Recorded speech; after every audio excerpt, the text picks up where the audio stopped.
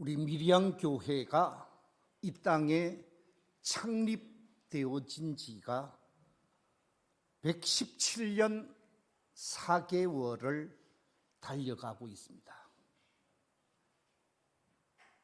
117년 전 믿음의 한 사람이 자신의 집을 교회로 내어놓고 예배를 드리게 되어졌고, 그 예배를 드리고 난 이후에 3년이 지나면서 교회를 건축하게 되어집니다. 그래서 1912년 2월 10일, 지금부터 114년 전에 24칸 한옥 예배당을 건축해서 경남노회, 지금의 경남노회 전신인 경상노회에 가입한 날이 정확하게 1912년 2월 10일이었습니다. 그렇기 때문에 2월 10일 가입했다고 하면 우리 교회는 정확하게 오늘이 114년하고 5일째 되는 날입니다. 그런데 제가 주목하고자 하는 것은 우리 교회가 세워지고 초창기 노회에 가입할 즈음 대한민국의 상황이 어떠했는가? 여러분 한번 역사를 뒤돌려서 1904년에 이 한반도 땅에 무슨 일이 일어났습니까?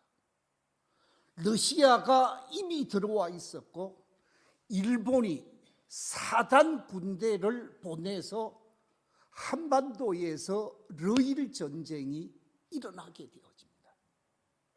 그 결과 러시아가 패전국이 되고 일본이 성전국이 되어집니다.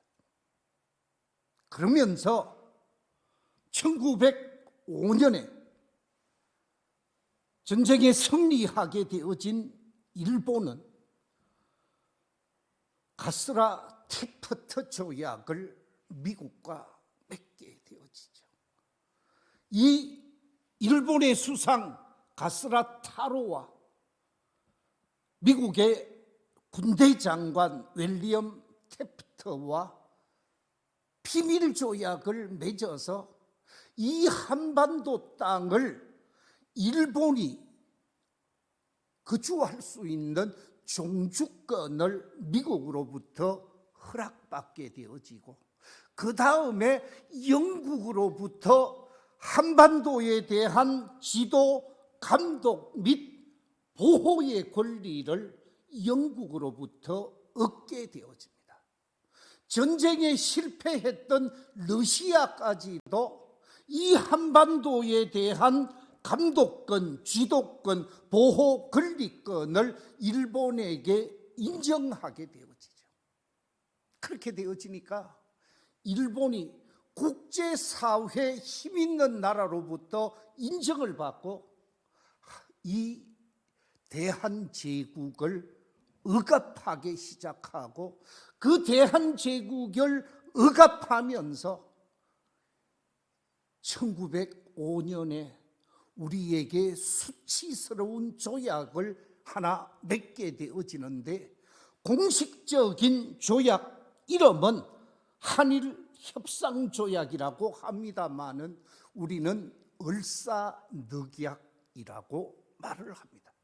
왜냐하면 주권국 대한제국이 국제사회 속에서 모든 외교권을 박탈당하는 불행한 현실을 체결했기 때문에 그렇습니다. 그런데 외교권만 박탈당했느냐? 그렇지 않습니다. 내정 간섭이 아주 압박되어지는 상황에 놓이게 되어지지요. 을사늑약을 체결하는 데 있어서 모든 내각의 대신과 고종 황제가 참여한 것이 아니고 한 사람 한 사람 일본의 이토 히로부미가 개인 면담을 하게 되어집니다. 당신 을사조약을 맺는데 찬성하느냐 반대하느냐, 8명의 내각 가운데 5명이 찬성을 하게 되어지는데, 학부 대신 이완용, 내부 대신 이지용, 외부 대신 박재순, 농상공부 대신 권중현, 군부 대신 이건택, 이 5사람이 찬성을 하고 3사람이 반대를 하게 되어지는데, 참정 대신 한규설, 탁지부 대신 민영기, 그리고 법부 대신 이하영, 3분이 반대를 하니까 고종 황제와 3사람을 제외하고 5사람과 이 이토 히로부미가 을사늑약을 체결하게 되어집니다. 이때가 1905년이었습니다. 외교권을 박탈당하고 국내의 모든 부분에 관해서 내정 간섭이 일어나게 되어지자 이 대한제국의 지식인들과 청년들과 학생들이 일어나게 되어집니다. 또한 각 지역에서 의병운동이 활기차게 일어나게 되어지죠. 이와 같은 의병운동이 전국에 일어나게 되어지니까 일본은 통감부를 설치하게 되어지고 더욱더 억압하게 되어지니까 억압당하게 되어지는 대한제국의 지성인들과 또한 젊은이들이 애국운동을 펼치게 되어집니다. 그 가운데서 5사람, 조약에 찬성했던 5사람을 을사오적으로 규정하고 그들을 퇴출시킬 것을 요구하면서 아주 어려운 상황 속에서 애국운동을 실시하게 되어지는데, 애국운동을 실시하니까 무자비하게 탄압하게 되어지고, 탄압 속에서 지혜롭게 문제를 해결하기 위해서 1906년 7년을 지나가면서 1907년에 여러분이 잘 알고 있는 중학교 고등학교에서 배운 신민회가 조직이 되어집니다. 이 신민회는 서북 기독교 청년들을 중심으로, 지성인들을 중심으로 조직된 단체이지요. 그 대표자가 도산 안창호 선생님이셨고, 이동영 선생님, 또 양기탁 선생님, 전덕기 선생님, 아주 기독교 신앙인들이 거기에 전적으로 참여하면서 애국운동, 비밀운동을 펼치게 되어지는 그 한가운데 있을 때 고종 황제가 강제로 퇴위되는 불행한 사건이 나타나게 되어지고, 그런 상황 속에서 우리 교회가 뭐 했다고요? 창립이 되어졌다 그 말이에요. 무슨 얘기냐? 일본의 엄청난 박해 속에서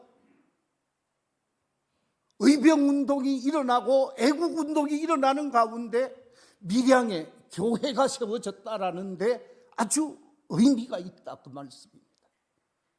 고삼종 집사님이 자신의 집을 내어놓고 교회를 시작했던 해가 1908년이잖아요. 바로 이 1908년은 고종이 퇴위당하고 난 다음에 1907년에 고종이 퇴위를 당합니다.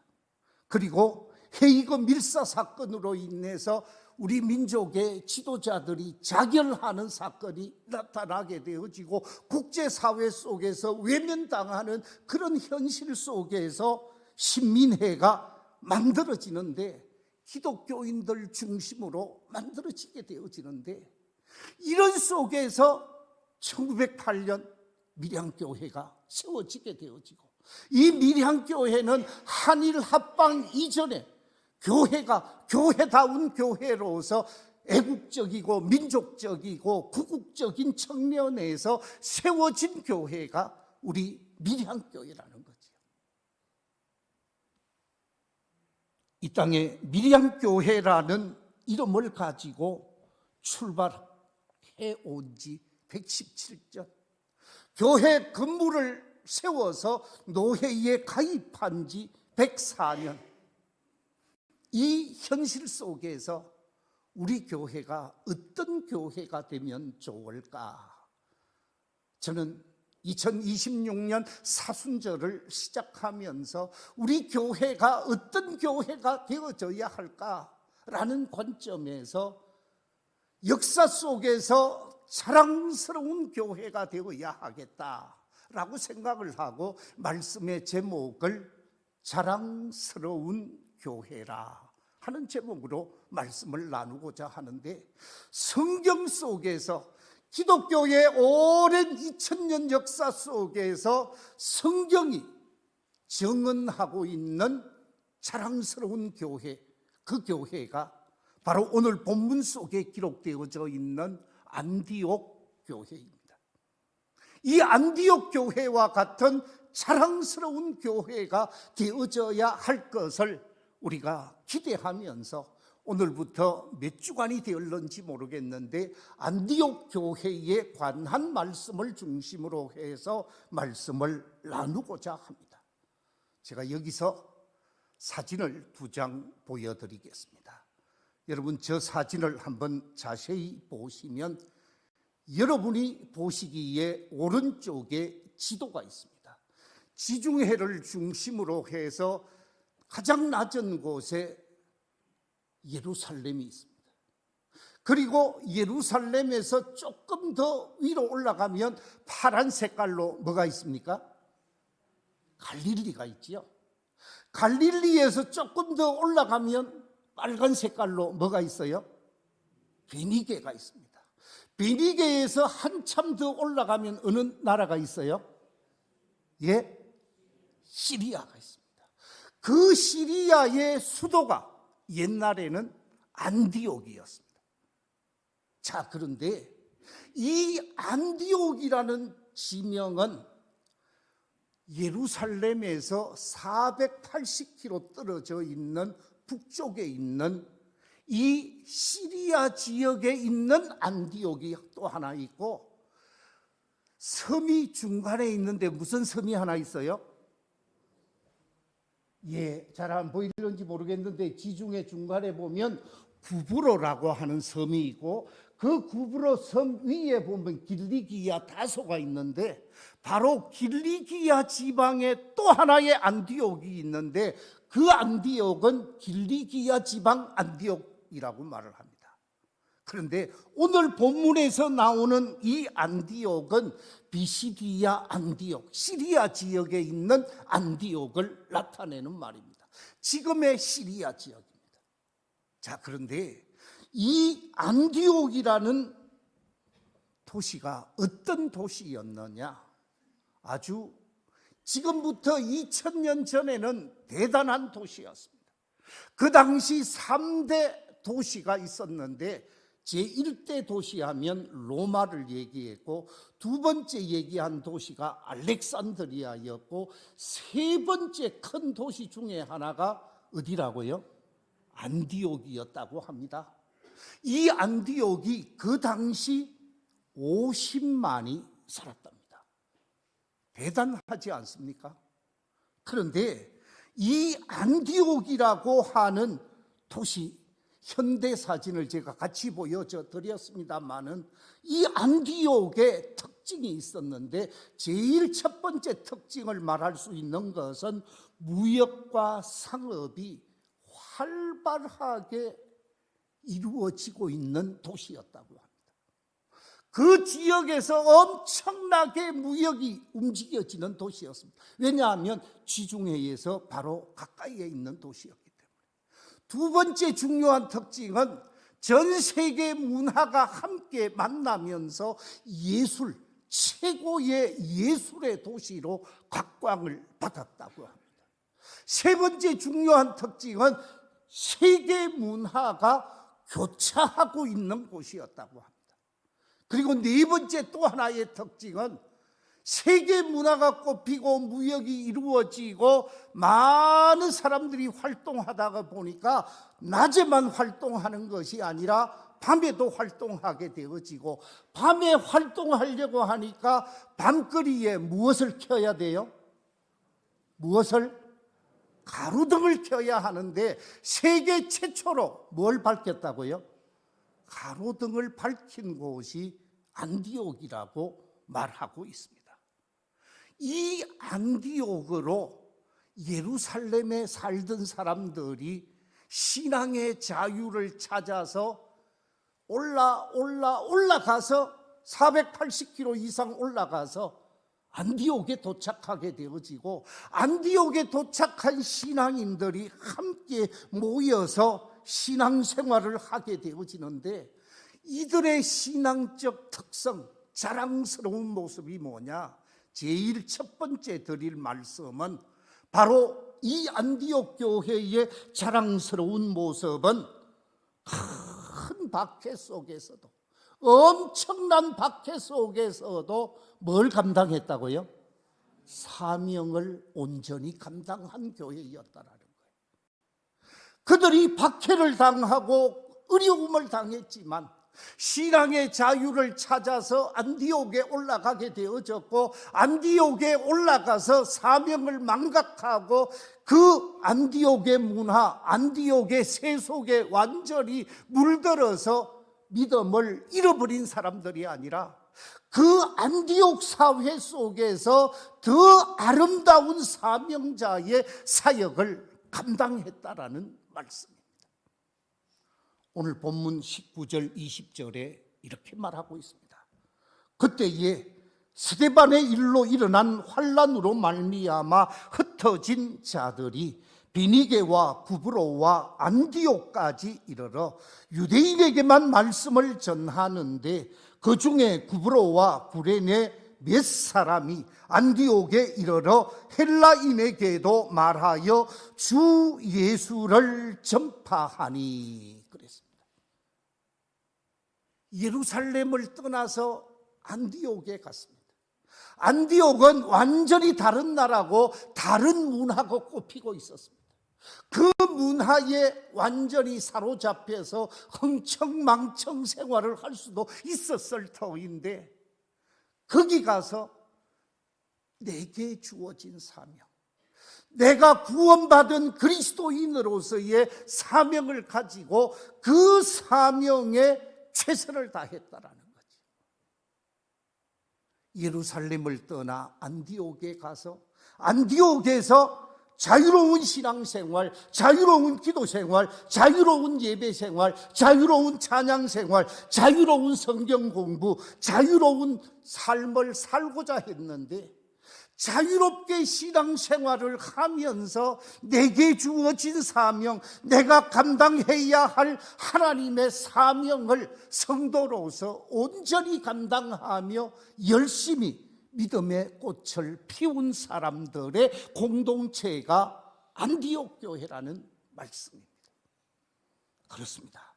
신앙의 자유를 찾아가서 자유 속에서 신앙을 가지고 열심히 사명을 감당한 사람들이라는 거지요. 여기서 청교도에 관한 이야기를 안 할 수가 없을 것 같습니다. 여러분, 청교도가 어떤 사람들입니까? 1600년대 초 영국의 메리 여왕이 청교도들, 우리 개신교도를 무자비하게 박해를 하고 죽였습니다. 가톨릭에서 개종해서 개신교 사람이 되어지는 것, 성공회와 함께하지 아니하고 개신교인으로 신앙생활을 하는 것에 관해서 무자비하게 피를 쏟았습니다. 이 메리 여왕의 종교적 박해, 정치적 박해를 더 이상 견디지 못하고 신앙의 자유를 찾아서 아메리카 본토 미국으로 간 사람들을 우리는 청교도라 얘기를 합니다. 사진을 하나 보여드리겠습니다. 1630년 약 700명의 청교도들이 타고 간 배가 저기 나와 있습니다. 여러분, 배가 큰 배입니까? 작은 배입니까? 여러분 보시다시피 자그마한 배입니다. 만약에 저 배가 바람에 확 휩쓸려 버리면 다 죽을 수도 있습니다. 생명을 내어놓고 바다를 건너서 아메리카로 신앙의 자유를 찾아간 사람들, 그 가운데 지도자 한 사람을 소개하고 있습니다마는 메이플라워라고 하는 배를 타고 최초에 간 사람들을 비롯해서 많은 사람들이 미국으로 몰려들게 되어지고, 미국의 동부 지역에 있는 매사추세츠라고 하는 지역에서 믿음의 꽃을 피우게 되어지죠. 미국으로 가서 신앙의 자유를 얻기 위해 갔던 사람들, 신앙의 자유만 얻은 것이 아니라 이들이 많은 사람들이 신앙의 자유를 찾아서 미국에 와서 생활하는 가운데 신앙의 자유뿐만 아니라 모든 생활 속에 풍요를 경험하게 되어지고, 그 결과 프랑스에서도 오고 저 스페인에서도 오고 각 지역에서 몰려들게 되어지는 개신교 신도들로 차고 넘쳐서 기독교 국가가 되어졌습니다. 1600년대 미국으로 왔던 사람들이 2026년 지금 한번 보십시오. 지금부터 100년 전, 150년 전부터 미국은 세계에서 최고의 강력한 힘을 가지는 나라로 드러나게 되어지는데, 그들이 왔을 때는 그야말로 초라한 상황이었습니다. 그런데 신앙의 자유도 없고 경제적 자유도 없고 교육의 자유도 얻게 되어지면서 교육과 경제와 신앙의 꽃을 피우면서 전 세계 속에 자랑스러운 나라를 만들게 되어지는 나라가 미국이었습니다. 우리가 잘 알고 있는 말씀, 로마서 8장 28절 같이 한번 읽어볼까요? 시작. 우리가 알거니와 하나님을 사랑하는 자, 곧 그의 뜻대로 부르심을 입은 자들에게는 모든 것이 합력하여 선을 이루느니라. 이 말씀과 같이 종교적인 박해와 핍박을 피하여 신앙의 자유를 찾아서 먼 이국 땅으로 나오게 되어졌는데, 신앙의 자유를 찾은 것만이 아니라 합력하여 선을 이루게 하시는 하나님의 역사가 역사 속에서 증명되어졌다 하는 말씀입니다. 사랑하는 성도 여러분, 지난해 11월 여러분은 아시는지 모르겠습니다만은 중국에서 불행한 사건이 있었습니다. 기독교 교역자 18명이 중국 공산당에 체포되어지고 공안에게 사로잡혀서 어려움을 당한다고 하는 소식이 미국을 통해서 한국까지 전해졌습니다. 기독교 신앙인들, 목사님을 비롯해서 많은 사람들이 박해를 당한다고 하는데 이유가 뭐냐? 시진핑 시하의 공산 정권의 허락을 받지 않고 신앙 공동체를 이루고 있는 가정교회, 중국에 가정교회가 많이 있는데 그 가정교회 속에서 특별히 제일 큰 가정교회가 시온교회라고 이름이 알려져 있는데, 시온교회 목회자 18명이 대표자를 비롯해서 각 지역에서 역할을 하고 있는 지도자들 18명이 체포되어져서 고통을 당하고 어려움을 당한다고 얘기를 들었습니다. 그런데 더 중요한 것은 그 18명의 지도자들이 공안에 의해서 체포되어지고 고통을 당하는데 남아있는 신앙인들, 시온교회에 소속된 교인들이 아마 한 4만 명 정도 된 것 같아요. 그 중간의 지도자들이 훨씬 더 열심히 사명을 감당한다라는 거예요. 그 가운데서 많은 청년들이 나와서 자기 간증을 하는데 이렇게 간증하는 소리를 들었습니다. 박해와 핍박이 있었음에도 불구하고 내 인생 전체를 드리는 것 의미가 있기에 나는 이 길을 가겠습니다. 박해 속에서, 핍박 속에서, 중국의 박해 속에서도 주님을 위한 사명자의 길을 가겠노라고 다짐하는 모습을 보게 되어집니다. 핍박 속에서 성장하고 핍박 속에서 사명을 감당하는 교회가 지금도 있다는 것을 보여주고 있는데, 우리 교회 어떤 교회가 되어져야 할까?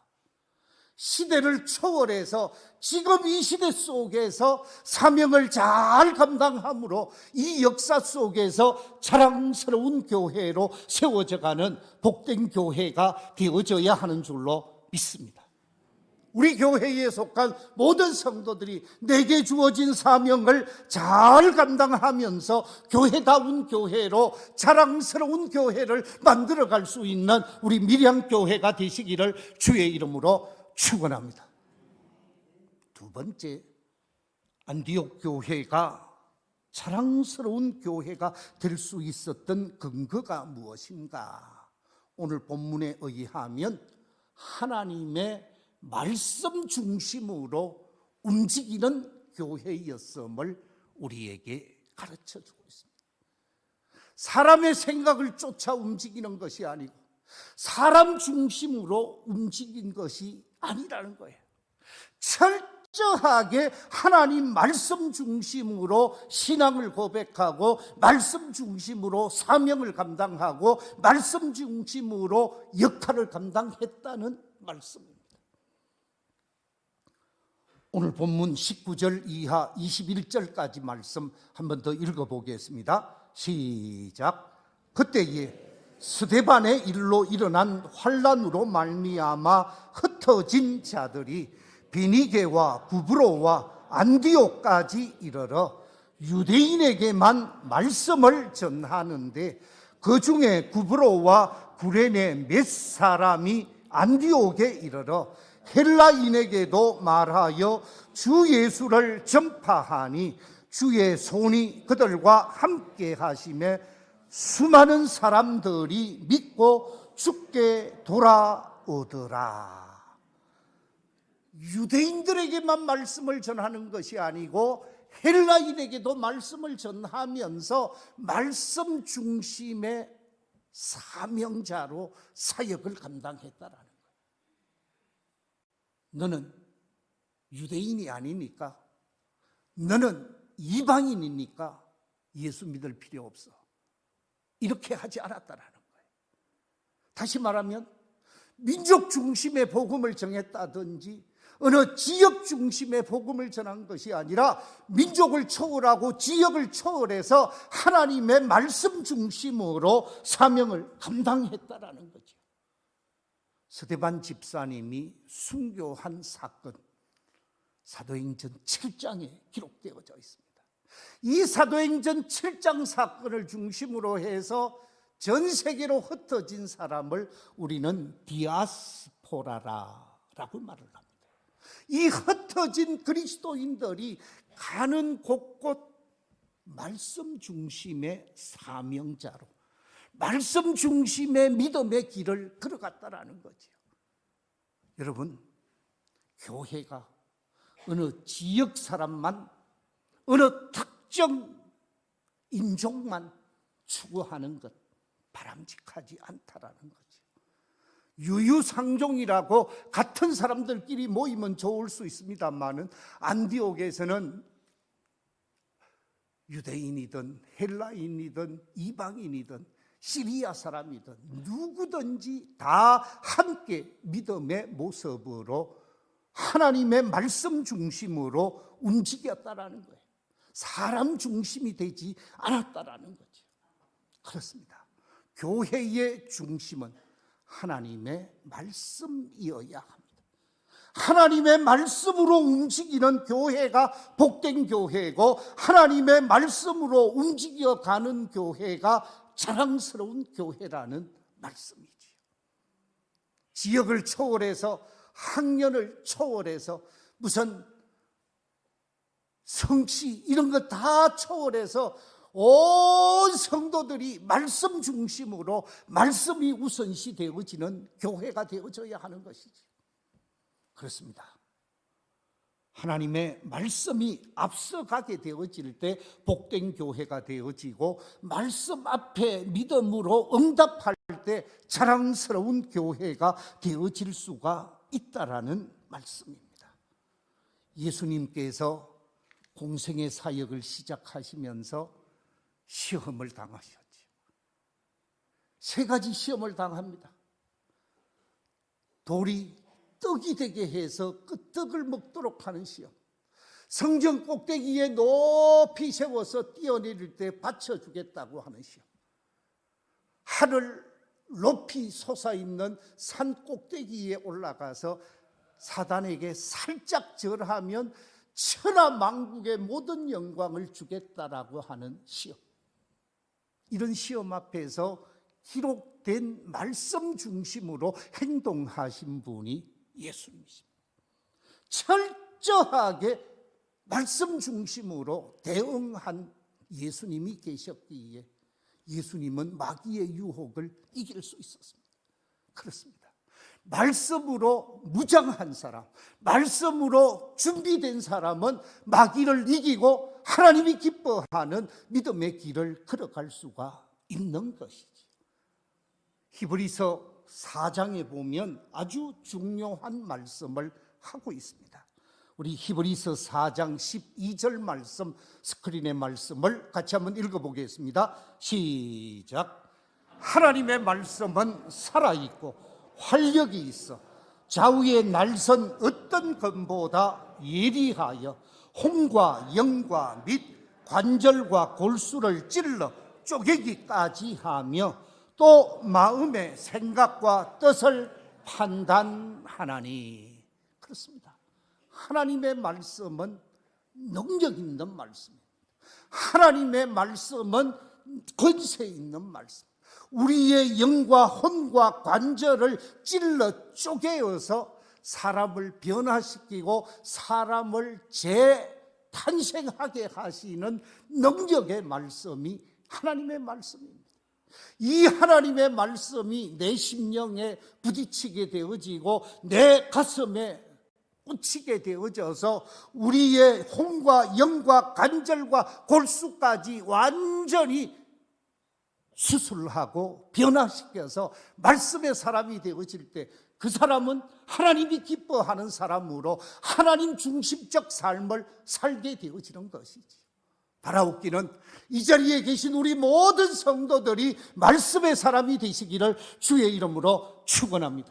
말씀이 여러분의 심령을 변화시키고, 말씀이 여러분의 골수를 찔러 쪼개고, 말씀이 여러분을 새롭게 해서 말씀으로 거듭나면서 우리 교회가 말씀의 공동체가 되어질 때 자랑스러운 교회가 되어진다라는 말씀입니다. 바라옵기는 우리 모두가 말씀에 사로잡혀서 믿음의 꽃을 피우게 되시기를 주의 이름으로 축원합니다. 말씀을 맺겠습니다. 안디옥 교회, 오늘 2가지 특징을 말씀드렸습니다. 안디옥 교회가 자랑스러운 교회가 될 수 있었던 것은, 첫째, 박해 속에서도 사명을 잘 감당한 교회였다 그랬습니다. 2번째, 하나님의 말씀 중심으로 움직였던 교회였다 그랬습니다. 우리 교회가 이런 교회가 되어져서 이 지역 사회 속에, 한국 사회 속에 자랑스러운 교회로 세워져 가게 되시기를 주의 이름으로 축원합니다.